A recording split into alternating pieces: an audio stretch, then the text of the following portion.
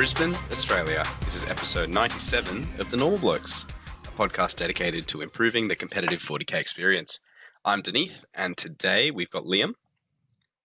Hello, hello. And making his return, Jordan. How you doing? Hey guys, how are we? Good. So, look, over the weekend, we just had the Normal Blokes GT, and it was a blast. If for those following along on Facebook, we tried to do some updates. We were fairly busy. No, I'm not even going to say we're fairly busy. We're pretty lazy throughout the day, so we probably could have updated more. But look, really good turnout. We'd love to have put the stream up, but we had a few hiccups in the way. But thanks for everyone who turned up and was supporting us from afar. But I guess on today's episode, we're going to go through our games and the results. So without further ado, third place at the Normal Blokes GT was Eric. Second place was Josh Engelke. And first place was our very own Liam Hackett. Yay! Woo! The cult of the clock came in strong. And Liam won a beautiful trophy, but because he was one of the Normal Blokes group, he did not win any prize money. So suck it, Liam. Yeah, but my trophy looks lit.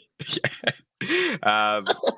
So I guess starting with Liam, I guess Jordy, you can kind of guide the conversation. We can start with what Liam took and what he won this event with. Was it Orcs? Was it AdMech? What was it, Liam? It was a mystery box. What's in the box today? I played Thousand Suns. I played my dustingly resilient list, as I keep calling it. It was 50 Rubric Marines, 10 Terminators, 2 characters, and 2 Rhinos. So it's pretty it's pretty simple on paper, but it's just really, really good at holding the primary. Does a suspicious amount of mortal wounds, and it's really, really durable, fearless, and obsec. Just an army that's built to play the mission, really. And yeah, look, I had great success with it. In all of my games, I won the primary by a really significant margin, and that's kind of what won me my games. That's basically it. Well done. Hey, Dineeth, what's your list? Yeah, so similar to Liam, I enjoyed the infantry keyword at this event. I've been playing the Deathwatch for a little while, trying some cool tech pieces, the Corvus Blackstar and stuff, but I changed things up. Played, the usual Proteus kill team style Deathwatch with 3 Redemptor Dreads under the Inver bubble. Added a big infiltrator team with 5 infiltrators, 5 eliminators to block out the mid-board, and put some Assault Centurions in and a Flamer unit in. So kind of like four big infantry units in the Dreadnought. So yeah, it worked out really well. Was able to screen out well, and I guess when we go through the games, we'll talk about how that all went. Yeah, awesome. Sick. We might start with Liam. We might start with your first game. It was against William Milton. I was using Raven Guard successes of Raptors. How'd your game go? Was. So Will and I seem to play at quite a lot of events recently. It sort of seems to happen here and there. So Will's list was, like you said, a Raven Guard successor list that primarily he's fine-tuned it quite a lot, and it now has 20 Vanguard vets with lightning claws and various other weapons, so it can hit really, really hard. This game was pretty funny actually, because at the start of the game, I had some internal logic being, okay, lightning claws can only be AP2, and so I think the Scarab Occult Terminators can survive a hit from 10 Vanguard veterans. It wasn't really like the linchpin of my whole plan, but I was like, let's see what happens, and I threw them forwards. Turns out, I now obviously reflect that I did know this. I was just going full idiot mode. You can obviously put them in the Super Doctrine and make them go into Assault Doctrine turn 1, and thus they are AP3, and thus the Terminators get deleted. So that was fun. I lost 450 points of Terminators turn 1. That was excellent. That was an amazing experience. I really enjoyed that. But the flip side was that for him to do that, he had to really, really overcommit quite a lot of his characters, his Assault Intercessors, and his Vanguard veterans. And I killed pretty much all of it in retaliation. So it definitely hurt him back to do it, and the game kind of swung for me. I think this was sort of the first time that I'd played the Thousand Suns list on a Dawn of War mission. Because I've actually been playing a lot of practice games on weird and wacky other missions, and I really felt like with my list, sorry, I forgot to mention before, there's 2 rhinos as well. And the rhinos allow you to disembark 9 and then warp time, because every squad in my list just knows warp time. So everything moves like 15 inches, and they're all 10-man OBSEC Marine units. So I was sort of stealing Will's objectives every turn, and it really made it very, very hard for him. It also helped that apparently a Contemptor Dreadnought with Volkites can't even kill a single Rubik Marine. That was funny. It happened more than once. That was pretty hectic. And Araman can fight a Benediction of Fury, or whatever it is, Chaplain with reroll hits and survive. That was also interesting, to say the least, and then proceed to beat him to death. That was definitely a weird turn of events and should never, ever occur, but it did. And it was a pretty big win. I won 100-53 in that game. Ooh, big score. And that was obviously pushing you to the top of the leaderboard at that stage too. I'm pretty sure. Yes, I was at the top of the. I was actually second. Somebody else got 100 as well and had a higher strength of schedule, and we'll talk about that in a sec. Yes. How was your game, Dineeth? You played against Gary Levitt's Dark Angel Ravenwing list. Yeah, good man. So it was really cool. We did on the last episode, we released the matchups, and you kind of saw our reactions to what was happening.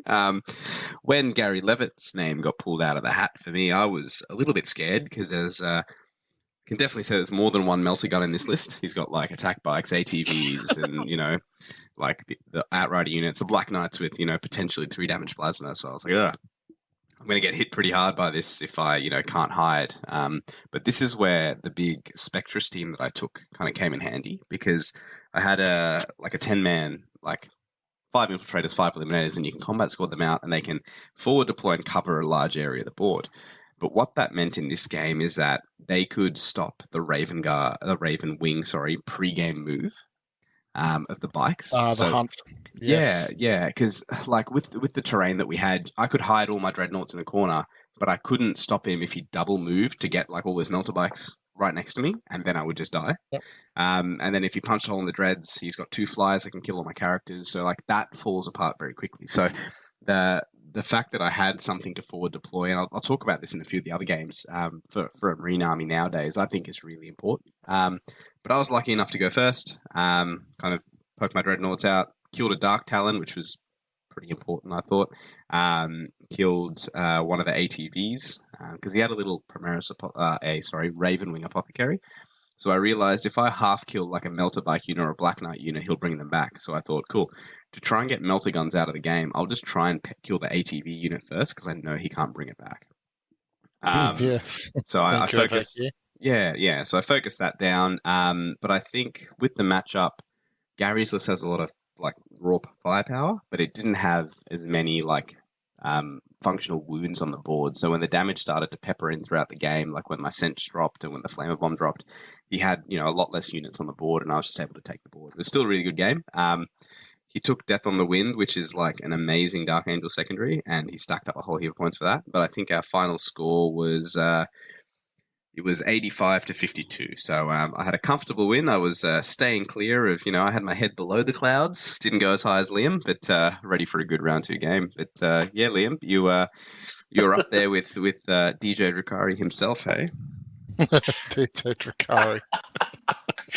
So after round 1, Sam finishes his game really, really fast, and Sam's walking around, and I hear him ask, I think he asked Brian more than once, hey, Brian, are you going to get 100? Brian, are you going to get 100? and went around asking people who else was going to get 100. Unfortunately, nobody else got 100. And so Sam and I ended up playing, I think that's right. I don't think anyone else got 100. And so Sam and I ended up playing round 2. This was sweep and clear, I believe, and this was a really tough mission for Sam, because my list is pretty meaty and sort of takes the mid board. There were a few things that kind of went my way as well, like the succubus doing literally no mortal wounds and then just getting ganked by 5 Rubik Marines punching her on. And then, look, the game was pretty rough all in all. It was 100-53, exactly the same score as my first game, which I thought was a bit spooky. Zent was in my favor at this point, and I was very happy that I was sitting on 200 points after 2 rounds. Yeah, there's some big wins, man, very big wins. So, Thanks, dude. which leads you into obviously a nice third game, which we'll discuss shortly. Ooh. Liam, you played against Braden Kilby Francis. Do you want You to said give us a Dineeth. wrong. rundown? No, I'm kidding. What did I say? You said Liam. That's all right, dude. I can look. Oh, I can be sorry, Liam. man. I can be Liam if you want me to. You can be Liam. You are Liam. You're Yeah. essentially So spurging as hard as Liam right now. Or maybe I am. Maybe I'm Liam. Aren't we Dineeth. all really Liam? yeah, We're, there's a bit of Liam in we're all of us, isn't there? Zench. It's all about change, mate. It's all about Zench. Change. Well, man, after the event, there's definitely a bit of Liam and Sam. Oh, we are a Oh, PG leave rated that in. podcast. We are. Are we? No, we're not. Yeah. So my second round opponent was Yes. our good friend Braden Kilby Francis, and I've had the pleasure of playing against Braden a few times, socially and at events, and he was running Dark Angels, and there's a Dark Angels Terminator list. So I was like, cool, just play Dark Angels. About to play a totally different type of Dark Angels. This is exciting.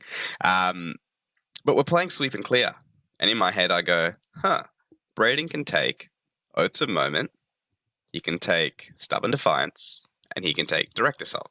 So he just funnels his army from his deployment zone to the middle, and he wins. So I was like, crap, how am I going to counter this? So I took Engage North France to retrieve Octarius data and just tried to hold the outside objectives for 15s. And then I also took Direct Assault because for me to win the primary, I have to fight him off the middle anyway. And if he commits too early to the middle, I keep getting Direct Assault, and he doesn't get primary. If he commits late to the middle, then I can, just win on the fact that he's not there, and then pepper with the Dreadnoughts. But I did an interesting thing because I went first in this game. There was a ruin near the center, but not on the objective. So I strung out one of my biker kill teams where I put a bike on the Direct Assault objective, and then the rest of the unit was behind a wall. So if he shot at it, I would just remove the bike, and therefore he couldn't do any more shooting into it. But if he charged it, he's trading a 400-point Terminator unit for a 150-point, biker team. So Braden felt a bit of pressure, I think, there, being leaving me with the middle, because that would lose his oath. He'd lose a lot of points for that. So he threw a big 10-man term unit in, obviously destroyed that unit, but that allowed my Dreadnoughts to come out from around the sides, blow that 10-man up, charge onto the objective. And on that same turn, I was able to luckily snipe his Ravenwing Apothecary. So I was in this position at the end of, my second turn where I had 3 Dreads characters and a screen of bikers in front of those Dreadnoughts on the central objective, pretty much saying, come and get it. And that kind of set the tone for the game. So Braden did pretty well to try and contest that middle point. He did it for about the first 3 turns. But after that, I was able to kind of push in and do some stuff. But it's a good game. I think the final score, he still scored really high. It was in the 70s, I think. You scored 91 and he scored 77. Yeah. It's interesting because the Dark Angels I don't know how they are so much in the meta anymore at the moment. I haven't seen a lot of them, but that list going into yours kind of sucks for him because the Dreadnoughts shooting is 3 damage and the fists are minimum 4 damage. So essentially everything that hits them from those Dreadnoughts kills the Terminators. Yeah.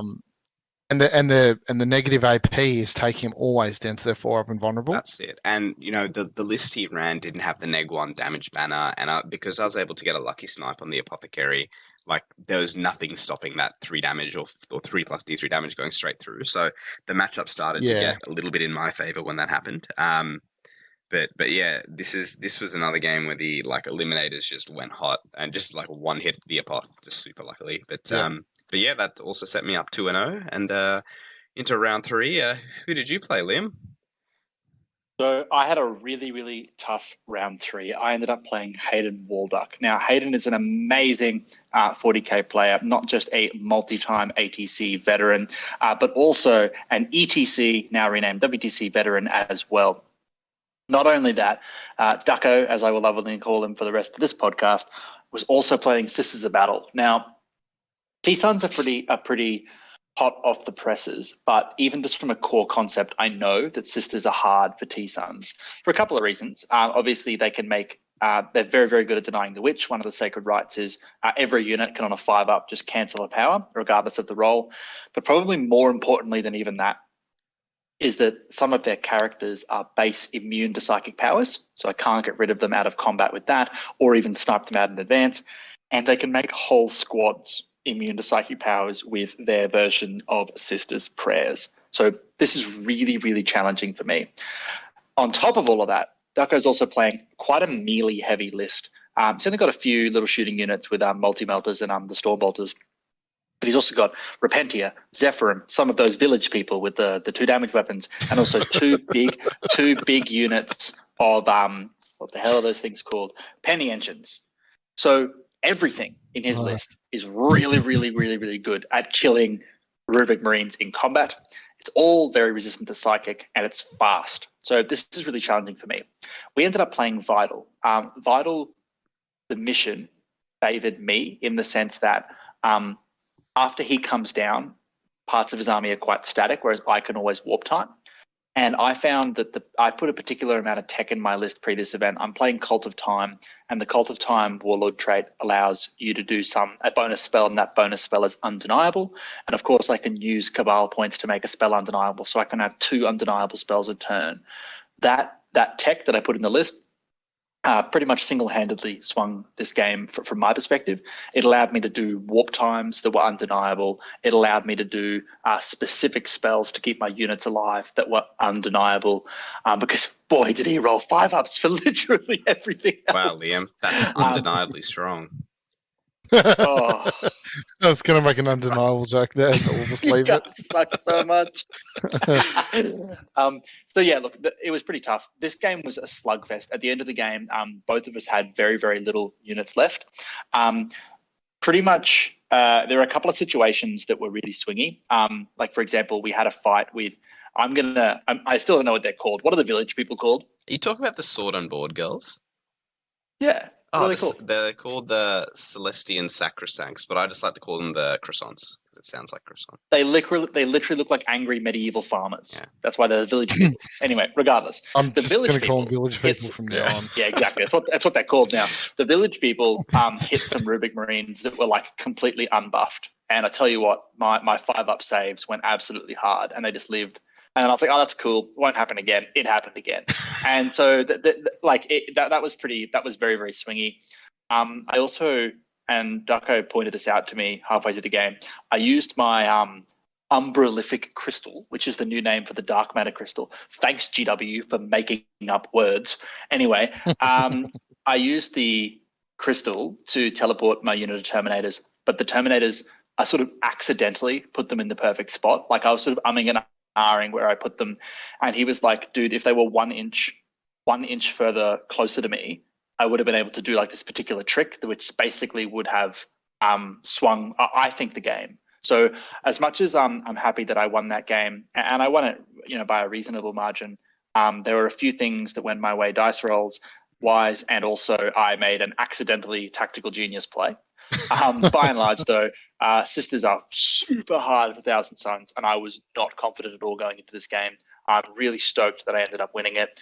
I think for me, once again, the durability of my list, that little tech, and also the shooting really, really swung this game for me, because I was able to, whenever the penny engines came out in the open, I was able to just +1 to wound on my unit of Terminators and just delete 5 penitent engines, which was really, really huge for me to do. I did that turn 1, so I was really, really happy about that. Nice. So the end score for me was 79 to 56, I believe. Correct. I'm pretty sure that was the score off the top of my head. And that was a very tight, very close game. And after round 3, I was exhausted. I was so tired after that game. Oh my God, Duck made me work for it. Jesus, yeah. It was actually your closest game, and it was your lowest scoring game too for the whole weekend. Yes, in every way. I would, and I mean this in no disrespect to my other opponents. It's because of a combination of Duck as a player and also the Sisters matchup is so challenging for me that it denies me points, and was definitely my closest game in terms of score. Do you think the mission played a part in that being? Vital? I to be honest, Jordan, I actually felt like the mission helped me a little bit. I think it would have been even closer, or even in Duck's favor, another mission, because I was bleeding units because he's so good at killing me. I was bleeding units really, really bad, but Vital allows me to move off the objectives and still hold them. And to be honest, there was about a 10 or 15 points worth of primary that I would not have scored had I had to remain on the objectives. Okay. So yeah, in this particular case, the mission favored me drastically. Yeah. That's good to know. All right. Dineeth. Yeah. Mate, you played Josh for round 3. Yeah. Josh from Josh. South Australia. Big Josh and Gelky. So but we went down to Uprising. We met Josh and Adam and Simon down there, and we got to know them pretty well this weekend when they stayed up. But I had the pleasure of playing Josh. Like Liam said, the mission was Vital Intelligence. Josh was playing Grey Knights. So I'd actually had a few practice games on TTS against Grey Knights with the Stewie trainer, and kind of understood, that the strikes and the infantry do a lot of work in combat to my infantry. But on the same note, the Grandmasters in Nemesis Dreadnought armor and just the Dreadnoughts in general just pack a mad punch in combat. So I had to be quite careful. But I'd set the list up without a Libby, so I could take aboard the Witch, engage on all fronts, and retrieve Octarius data. Nice. I made a couple of little mistakes in this game where I was a bit too aggressive, and I should have understood that if I start losing units early, the Grey Knight player can really, really snowball ahead. So the first mistake I made was deploying forward, and I got first. And instead of with Vital Intelligence, if you're on it in the command phase, you can move off and you still hold the objective. So I should have just pulled my infiltrators back, but I actually stayed out there to try and get a snipe on a Tech Marine. Massive mistake. I mean, even if I got the snipe, the game wouldn't have changed that much. But I should have just backed up and played safe. But I think it was turn 2 or turn 3. I was feeling really safe. I'd killed a Dread Knight, and then I just pushed my Dreadnoughts forward just like 4 or 5 inches too far. And that's when Josh, I could really see that he'd planned this game out, because he was in Tide of Shadows the whole time. And then he saw that I'd pushed out a little bit too far. And then he immediately switched to whatever the tide is that turns all your charge rolls from 1 and 2 to 3s.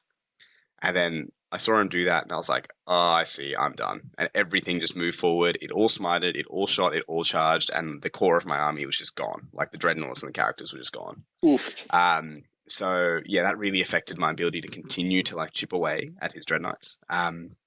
So, big learning game. We talked a bit about at the end, how I could have used my Centurions a bit better in that game, and how I could have just played a bit more passive and played for the late game by killing his units a bit more.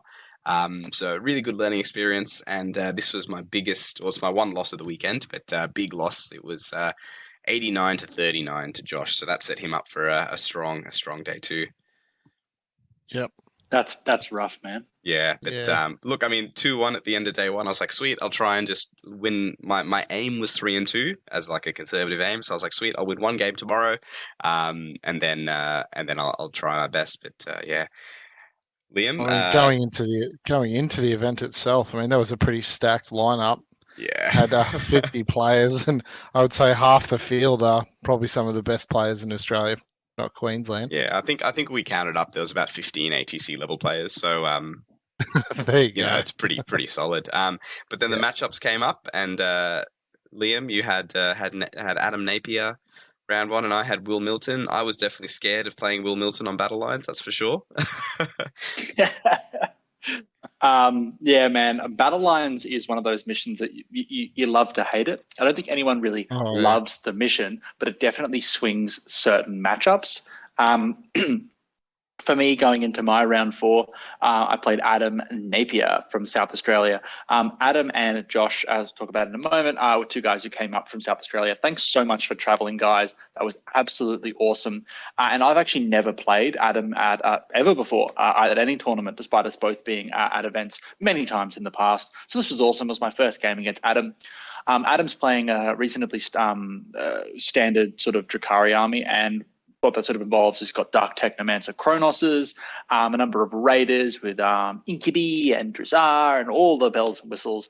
I've played quite a lot of games against Drukhari, and Thousand Suns are really, really good into Drukhari, in my opinion, because all of the damage to shooting from Chronoses you can mitigate really, really well with the neg 1 damage stratagem, and the effectiveness of things like Incubi are drastically reduced by just random units having a 4-up invo.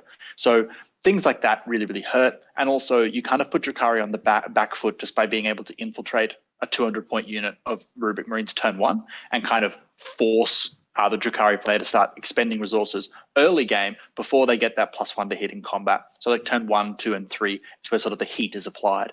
In this game, battle lines, just like the previous round, Jordan, battle lines made a massive difference because it's really just, I really have to play over 3 objectives. And just by playing on the 3 objectives that I wanted to, he gets 20 for primary and I get 45.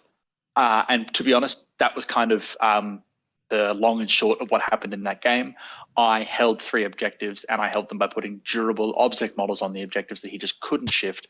And all of the Drukhari damage, none of it's OBSEC. We're talking Chronos, we're talking Incubi, we're talking characters. So even if one model survives, even if everyone else dies, I have the point and primary just blows out massively. Yeah. So in this particular case, it was a very, very convincing win. I got 97 to 38. And the only reason it was 97 is that there's only 4 objectives for me to do mutate landscape on. So I scored all the points that were available to me. Which is pretty hectic. The other thing that Adam pointed out after the game that was pretty gross is that things like Chronos, they really, really need to clear screening units so that the Drukhari melee can get into the meaty stuff. And when you shoot 3 Chronos with Dark Technomancers into a unit and kill like 2 Rubric Marines, you realize, oh wow, this is going to go south really, really fast. Yeah, you're not clearing enough at that stage. Yeah, exactly. And that infiltrating thing I mentioned before is also really important in this matchup because in Adam's situation, I think he underestimated the durability of the Ruby Marines a little bit, and we spoke about it afterwards. I think he definitely did because he committed some characters very early on in the game to clear my units, and when the characters didn't do it and they ended up just dying to smites and stuff like that, he realized that as the game kept going on, he sort of lacked the momentum. He'd run out of steam and he couldn't actually kill my units anymore at all. And when Drazar died, that's probably the one thing in the list that can actually threaten the Scarab Occult Terminators. And after that, it was pretty rough. It was pretty rough. After that, the score was 97 to 38. So that was pretty hectic. It's the first time, and look, sorry to really salt the wound if Adam listens. The first time I've ever gotten 15 for the battle line secondary. I think it's called Vital Ground or something. I've never ever gotten 15 for that secondary in my life. That is in fact, I was actually dubious about taking it because I normally don't. Yeah, I think Battle Lines is, as we've discussed in the past, Battle Lines is a very interesting mission because it essentially. Oh, you and I played Battle Lines, Jordan, at VTC. Yeah, yes, we did, Liam. Yes, we did. Great. It's one of those missions that forces a player to play the game, because essentially you hold one objective all game. Yeah, cool. You're going to score 10 primary, and if you're going to hold 2. The 2 you're going to hold, well, your opponent's going to do the same. You just hold on opposite sides of the table. Then at that stage you start swinging it kind of Vanguard. But it's one of those missions that someone gets punished really heavily, or the game it goes either way very aggressively, or it can depending on obviously the list, but you can end up with some close games if lists are very similar in design.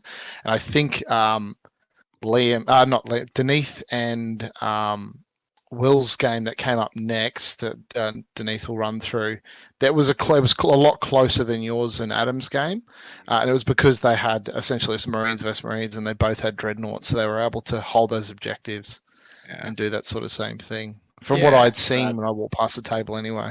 Yeah, spot on, Jordan.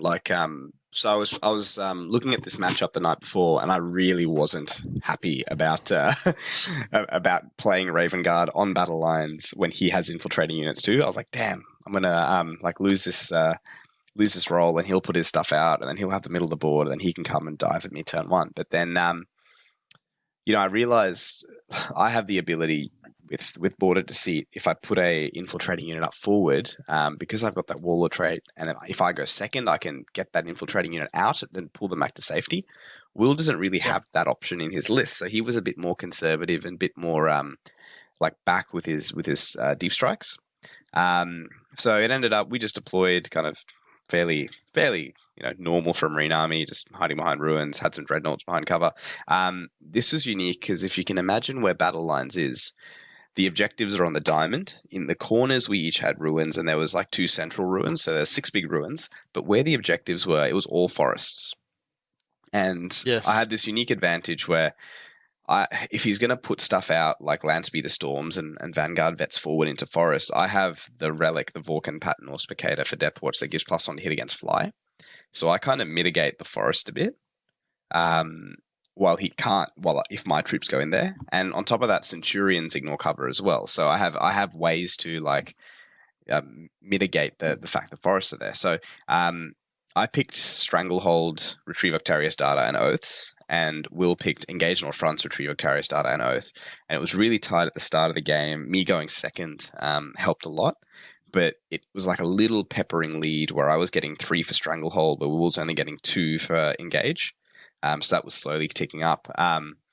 Will was getting 3 pretty comfortably for Oath every turn, but I was getting, like in the first few turns, I was getting my 3 for not falling back and being in the middle, but then also killing a Landspeeder Storm. So I was like 1 point ahead for Oath. So I started to pull the gap away by about 3 or 4 points by turn 3. And then Will, making the right call, realizing I'd get 15 primary at the end of the game, decided to drop in and push. And look, it was just bad luck. He failed a few, key charges.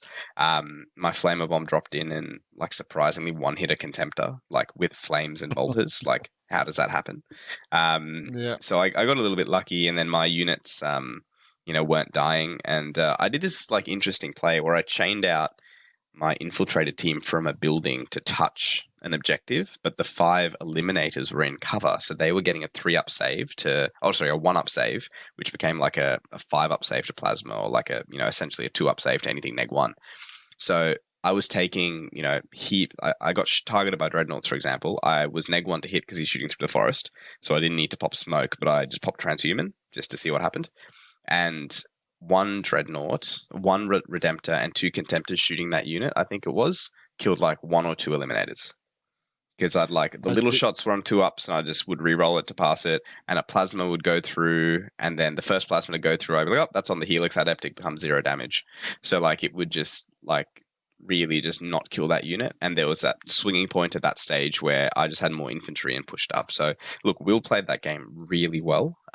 Really, really well. We talked a bit later how he could have used his rights of war a bit more aggressively to contest the points rather than sit back and hold his home objective, and that would have made it a lot harder for me. But yeah, really, really good game, Will.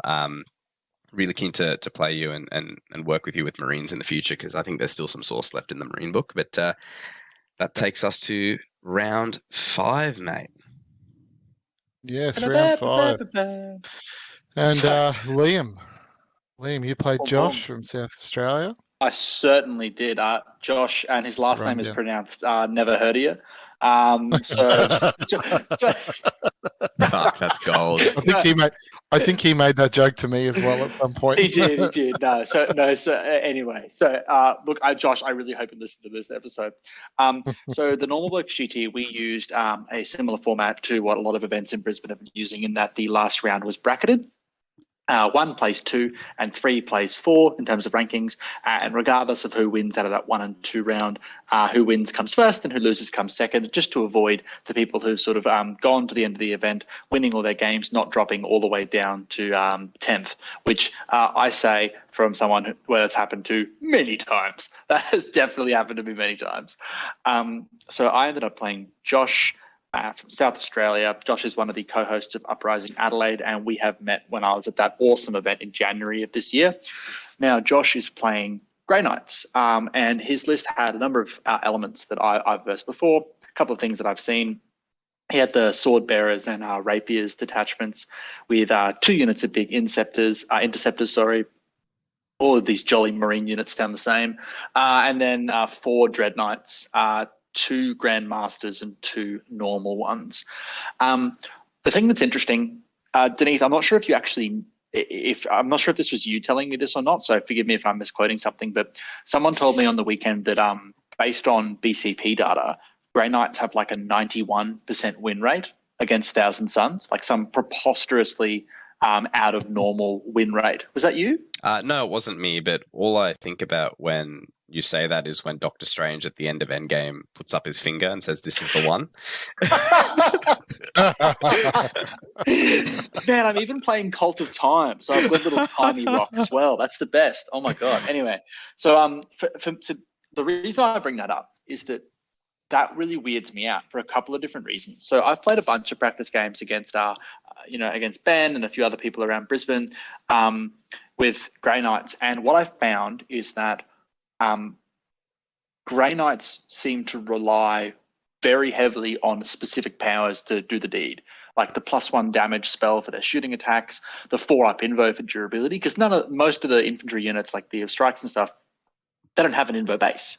So they can just get destroyed very, very easily. So they rely on things like Sanctuary and Hammerhand to reroll wounds and stuff like that. And also they have very few characters by and large. Like the new version of GK armies have like maybe a few Dread Knights and 1 Librarian. They have very few characters. So for me, I have gotten used to focusing out the Grandmaster Dread Knights so nothing has rerolls to hit, putting neg1 to hit on my units, and then just denying the key powers for Grey Knights. Because the thing about T-Suns is that I actually am better at denying the Witch than him. So, because my +1 to cast counteracts his +1 to deny, but also it means that if I'm out of deny range, my spells are just flat more reliable. But probably more important than that is Thousand Suns have a single stratagem, which is just game winning in this instance. That's a unit can roll 3d6 to deny the Witch, adding the dice together, not taking the 2 highest. Oh, wow. So that means that means that, for example, and this is exactly what happened in this game, when he has to do a key Gate of Infinity to fall back a unit that's wrapped, so all his Dread Knights can shoot my Scarab Gold Terminators, I just stop it. I just make sure it doesn't go off because I roll 3d6 and I CP reroll it if I need to, and I can, on average, you're getting an 11. So on average, you're stopping any spell that he casts, and then you can CP reroll it to make it just the maths is preposterously in your favor. And so what happened in this instance was I kind of just denied the key spells. The cool things as well is that Grey Knight's durability is heavily reliant on that Tide of Shadows for light cover on units that already have a 2-up, so they go to a 1-up.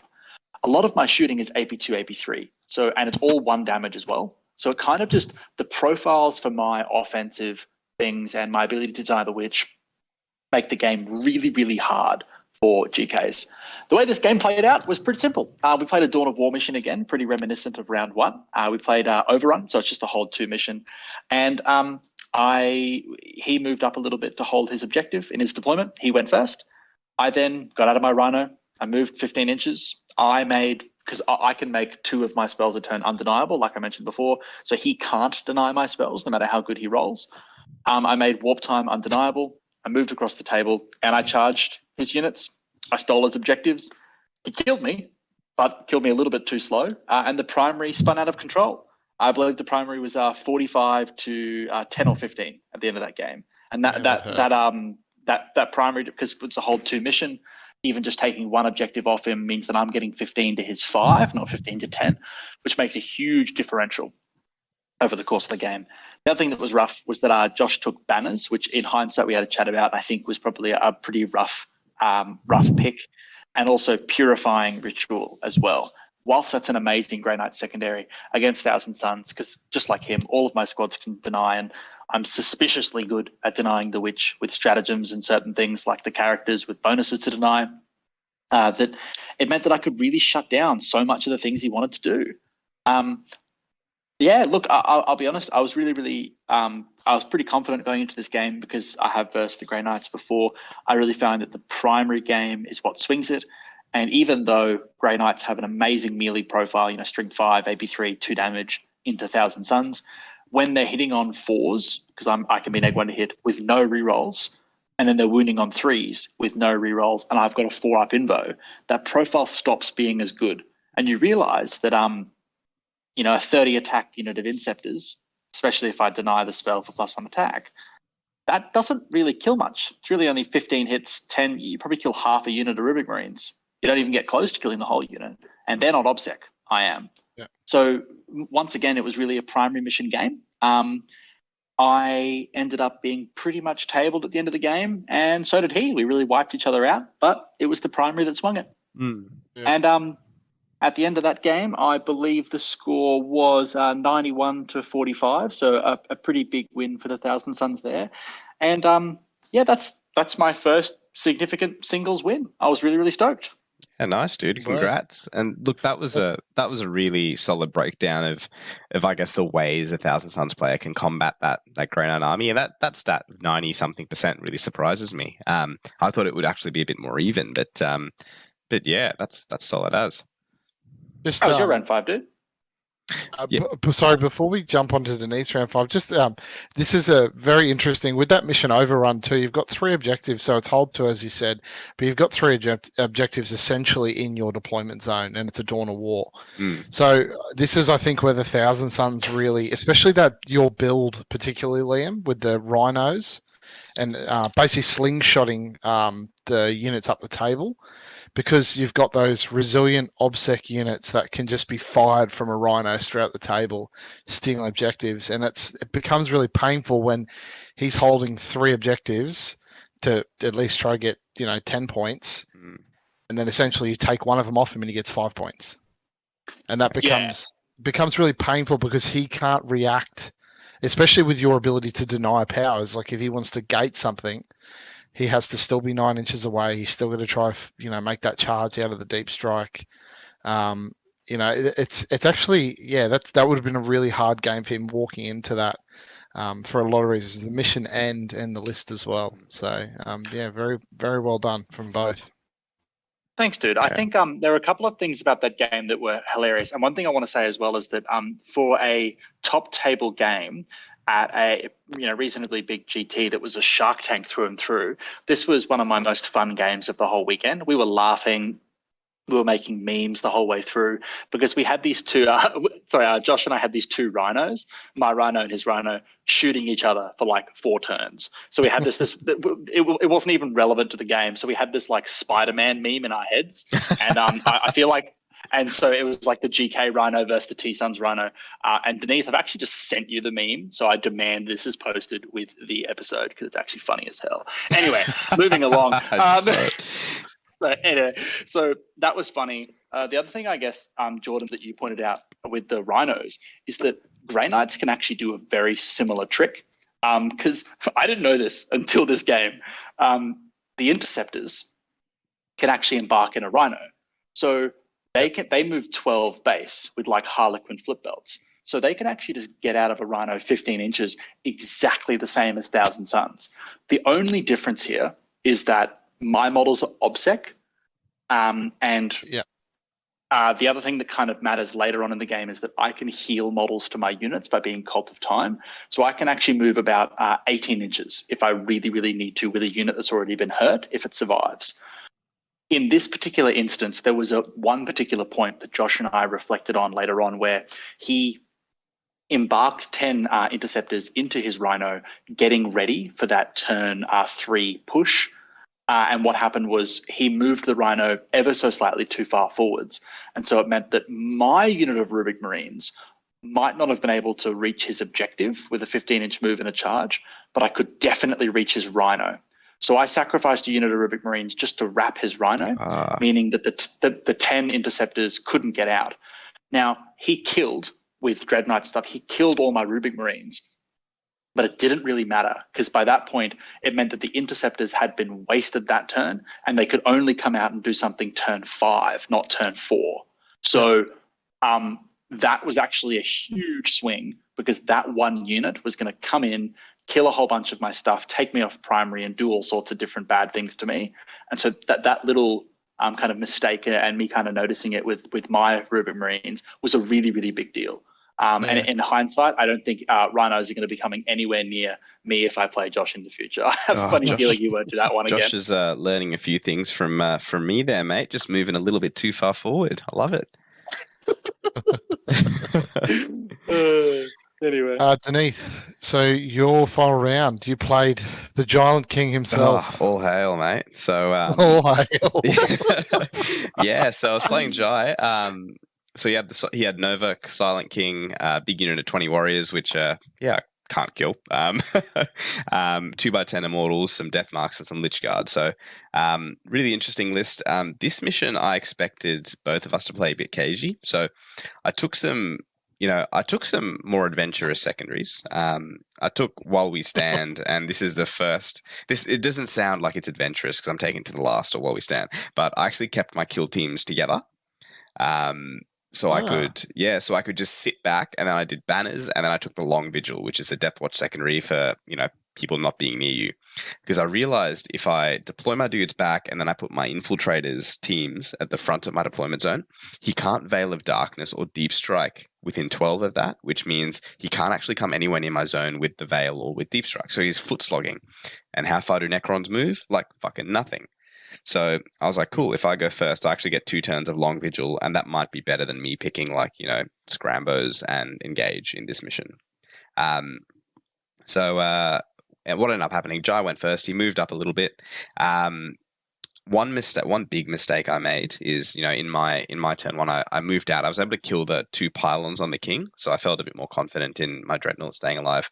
But I actually committed a kill team to fight the warriors, because I was like, cool, if I hit this warrior unit with some plasma, with some, bolter shots and charge it, and I kill it, I can put a screen up to make him just unable to come at me, and my Death Watch secondary would stack up to 15 really quickly. What I didn't take into account was he had Luminor Xeris, and he pumped the Necron Warriors up to T5, and that made a huge difference in this game. So that little dive of a kill team actually was, led to a whole host of issues with the Silent King now having a springboard to jump in. The King ended up going pretty crazy in my backline and killing a whole heap of stuff. I had to pull some shenanigans with Beacon Angelus and, Terror troops to keep my primary alive. But the star unit in this game was my unit of Centurions. So I kind of conservatively deep struck them in a ruin around the middle of the board on turn 2 and just waited.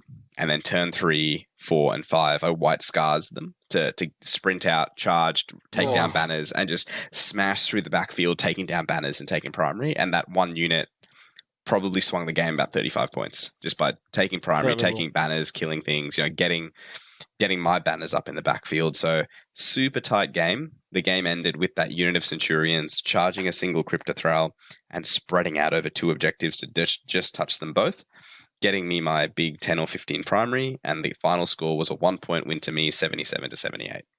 So I had to pull that one out of nowhere. Well, but thanks, Jai, for a good game. Good at limbo, Dineeth? I'm good at moving too far forward, which is what this tournament tells me. I should just stay in my deployment zone and get some points, shouldn't I? But yeah, thanks, Jai, for the good game. And that was actually my first ever 4-1 performance at a 5-rounder. So I was really, really proud of myself and happy I could do that and not fall over myself in round 5. Nice, man. And also, I'm so glad that Centurion unit worked out for you. Dineeth and I played a couple of practice games getting ready for this tournament. I think you were umming and ahhing about a few of the different tech choices. Yeah. And those Centurions were money. I'm so glad. Yeah, man. It's like I was even talking to Stewie about, in some games, I could just deploy them on a flank, and just the threat, like on Vital, deploying it on your longboard edge right where the pointy bit is, and just the threat of advancing and charging them onto an opponent's objective is pretty terrifying. So there's a few applications I want to keep trying with them. I think they're going to be pretty cool, this Death Watch. But yeah, I guess before we finish off, do we want to talk about orcs? Because neither me or Liam played orcs, but there were 3 really strong Speedwire lists with Paul Gurney, Alex Terrison, and Nick Wright. What are you guys thinking can handle these Speedwire lists? Like, do you think you go okay, like you were saying before, Liam? Yeah, so the thing about the Orc Speedwire list is that it's it's the new ultra polarizing army, right? Mm. Like it's undeniably strong, but it's literally strong in two phases of the game. Mm. It's strong in the shooting phase, and wait, now hang on. That's kind of it, to be perfectly honest. And I don't mean that to say that it's bad. Its strength in the shooting phase is unimaginably good. It can literally kill entire armies in a single turn. The amount of shooting these lists put out is prodigious. But to beat it, you need such a specific set of tools. And in my opinion, that series of tools is durable OBSEC units that want to be in melee. Because the way that most of these orc lists work is they kind of have a couple of those Squigosaur characters by and large, or some lists don't even have those. And so what that means is that if you are able to tag the freebooters' vehicles, most of their weapons are blast. All of the Squig Buggies' good guns are blast. The Scrapjets' guns are blast. The mech guns are blast. All of the stuff. So it can't shoot in combat. And it can't fall back and shoot. There's no way for it to fall back and shoot. The other thing is it's actually not particularly durable. None of it is really, like Ramshackle helps, but good damage 1 or strength 8 weapons actually just obliterate the buggies and the planes and the vehicles. So how do you actually get to fight these armies? You have to survive, right? You actually have to live through that turn of shooting and have a plan to be able to fight the buggies. Otherwise, they'll just run you over. So I guess what I'm saying is that these lists are like I reckon, the creme de la creme of gatekeeper armies. Because for you to actually get through that gauntlet, I mean, neither of us did. But the irony is, Dineeth, I reckon our two lists, Deathwatch with Storm Shields, utilizing cover, and Thousand Suns, utilizing cover, neg 1 damage, and all is dust, probably have some of the more unique durability needed to survive that shooting and then move quickly. Me with warp time, and you because, I don't know, you're a Marine on a motorcycle. I'm a White Scar all of a sudden.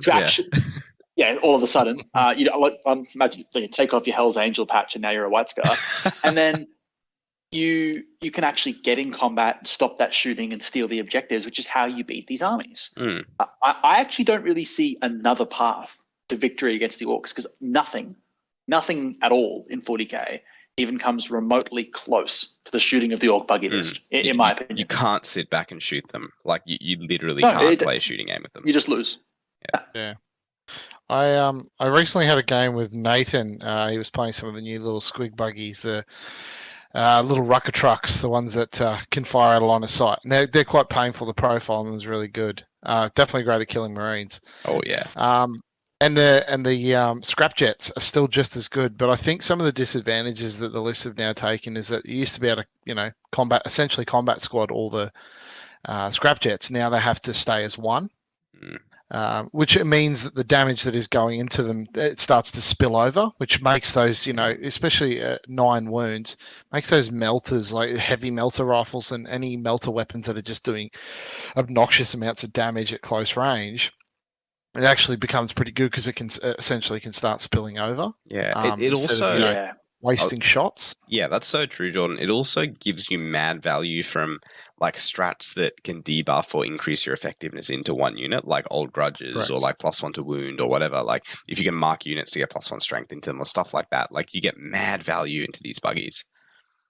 Yeah, and I think when I played against Nathan, I went down, but there was a lot of really important things I learnt from the game, and because of the bases, they're also not infantry. They can't just go through buildings. So essentially, you can trap them up against walls. Yeah, you can trap them against corners of the table, and because if you can start trapping multiple units of them, because they can't fight in combat, they're only going to be able to fall desperate break out one of them, and then essentially you start killing them in combat.